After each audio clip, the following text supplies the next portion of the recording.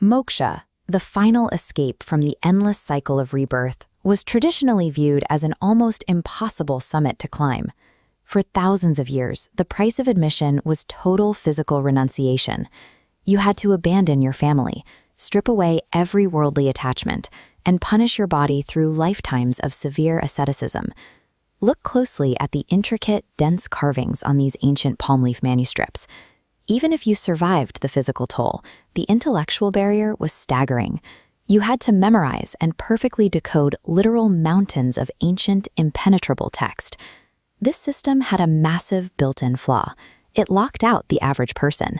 If you were a farmer, a weaver, or a parent just trying to survive the daily grind, you had no pathway in. Before the 13th century, achieving spiritual liberation was effectively an exclusive privilege.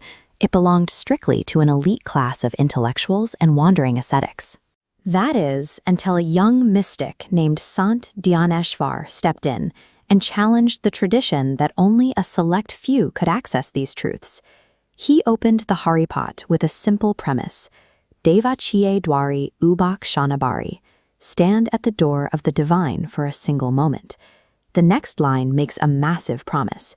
By doing nothing more than standing present at that door for a fraction of a second, all 4 distinct types of ultimate spiritual liberation are instantly secured. To the religious establishment, this was scandalous. Dnyaneshwar was completely bypassing their authority, their gatekeeping, and their complex rituals. With a single couplet, he wiped out the requirement for lifetimes of suffering and study, trading it all for one quiet, accessible moment of presence. But logically, how does simply standing at a door bypass thousands of years of strict karmic accounting? The instruction Dnyaneshwar gives is incredibly direct. Hari mukhe mana. Just chant the name of Hari. He argues that the pure intent behind repeating this name acts as a focused laser for the mind. It cuts straight through the noise, generating so much spiritual merit that traditional accounting simply cannot measure it. And here is the crucial phrase: asoni samsari, living in the world. He explicitly designed this method for people actively raising families and managing daily chaos, rather than escaping to the forest. Instead of requiring you to physically flee your environment, it shifts the battleground inward. It's a mental focus technique. Liberation was no longer tied to geographical isolation. It became a psychological state you could lock into right in the middle of washing dishes or plowing a field. Of course, the elite scholars of the 13th century scoffed. They argued that a simple, repetitive chant could never replace the heavy authority of the ancient scriptures. Dnyaneshwar flips their own logic against them. He writes that the Vedas and Shastras actually raise their arms in the air, surrendering to the fact that pure devotion outranks complex theology. Look at this page of ancient scripture. The Devanagari script is dense, packed with intricate red grammatical markers. Scholars spent decades decoding a single volume. Yet, drilling down to the core of this heavy theory, the text concludes simplicity is the highest truth. The massive architecture of theology wasn't built to act as a gatekeeper. Its actual purpose is to point you right back to the sheer power of simple, unfiltered faith. To seal his argument, Dnyaneshwar invokes the secret of Vyasa, the legendary author of the Mahabharata epic. He points to a very specific mythological detail. Krishna, acting as the divine king of Dwarka, commanded limitless power, immense wealth, and grand palaces. But when Krishna decided where to actually spend his time, he bypassed the grand temples and the intellectual elite. He chose to live in the humble, ordinary home of his cousins, the Pandavas. He didn't pick them because they were scholars or ascetics. He stayed with them because they possessed an unshakable devotion that had zero academic pretense. Dnyaneshwar uses this story as his ironclad legal precedent. The divine is drawn entirely to pure intent, completely ignoring a person's mastery of scripture or their material status. The haripath acted as a formal validation of the ordinary person's spiritual capacity.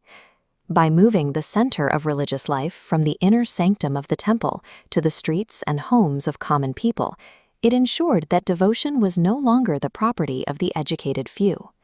This shift empowered a lineage of poet saints who were cobblers, potters, and tailors.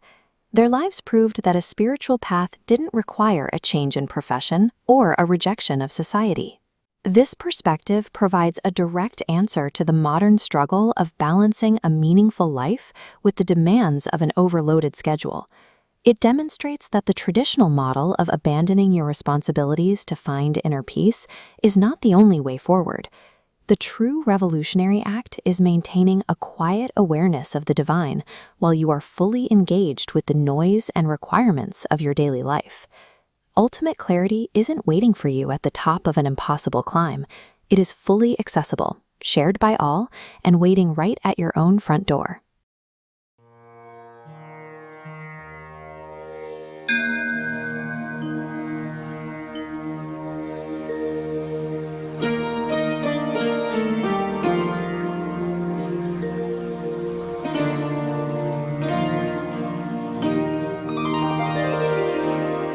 देवाचिये द्वारि ubha kshana bhari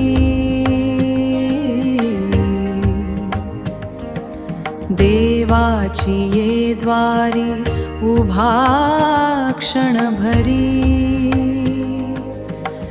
तेणे मुक्ति चारी साधियेल्या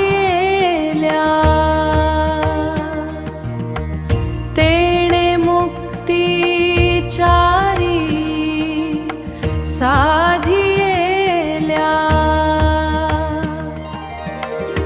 हरिमुखे म्हणा हरिमुखे म्हणा हरिमुखे म्हणा हरिमुखे म्हणा पुण्याची गणना कोण करी पुण्याची गणना कोणा कोण करी पुण्याची गणना कोणा कोण करी असोनी संसारी जिभे वेगू करी